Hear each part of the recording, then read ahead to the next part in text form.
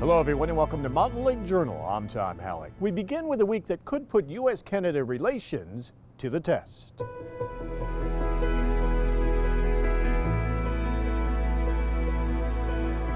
President Trump followed through this week with a 25% tariff on all Canadian and Mexican imports coming into the U.S. Then on Thursday agreed to put at least some of those tariffs on hold for another 30 days. Mr. Trump says he believes the threat of tariffs will convince companies and manufacturers to move their production and jobs back to the U.S. So what they have to do is build their car plants, frankly, and other things in the United States, in which case they have no tariffs. I would just say this to people in Canada or Mexico: if they're going to build car plants, the people that are doing them are much better off building here, because we have the market. We're the market where they sell the most.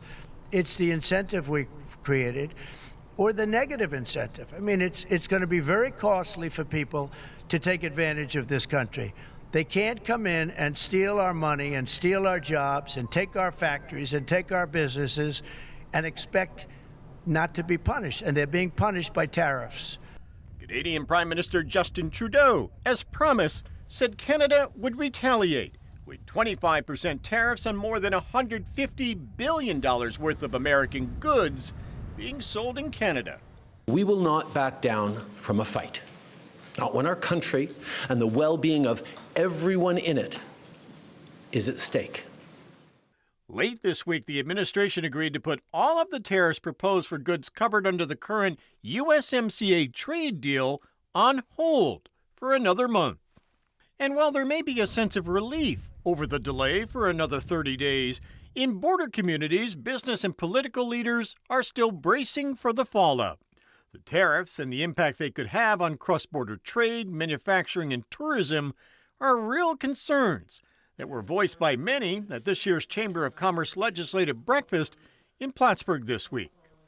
I've been here 33 years. I've never seen a phenomenon like the reaction of the Canadian people right now, our friends, neighbors, and family. They're angry, they're hurt, they're disturbed, they're taking it personally.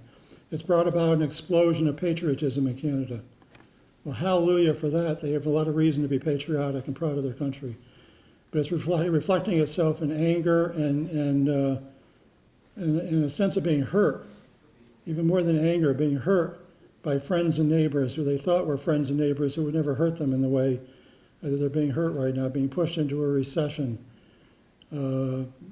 having their economy attacked on really nothing. It's something that can't be described any other way as an economic war.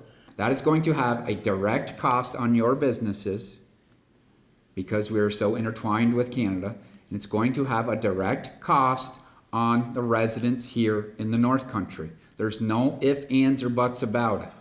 It's just going to happen. That is a fact. The threat of a trade war was one of the topics political scientists and scholars gathered to talk about at a conference in Montreal this past week, looking at Trump 2.0 and the impact the new administration is having on trade and relations around the world, including with Canada. Among the guests were Chris Sands, who is director of the Wilson Center's Canada Institute and a specialist on U.S.-Canada relations.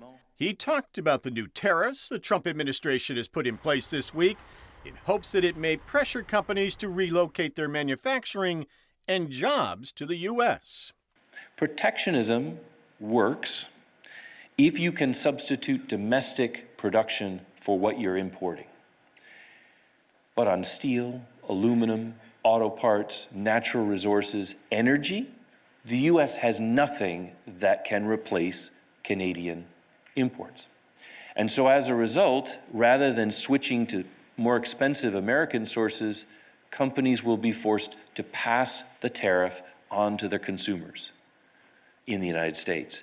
On the U.S. side, consumers will find a pickup truck, a vacation, anything they might otherwise have enjoyed taken away because it's too expensive. And I think, therefore, while America First will stay, I think protectionism is less likely to stay. And then you have to think, trade policy belongs to Congress. Will the Congress, seeing negative consequences from tariffs and trade wars, sustain the president's approach? And I think the Congress will not. I think this will become very unpopular and undermine the president. Sands believes President Trump is also looking to renegotiate the USMCA trade deal with Canada and Mexico. Other panelists included 3 scholars who have co-authored a new book on Quebec's political evolution and long history of trade, open borders, and strong ties with the U.S. They joined us this week in our studio to talk about their new book.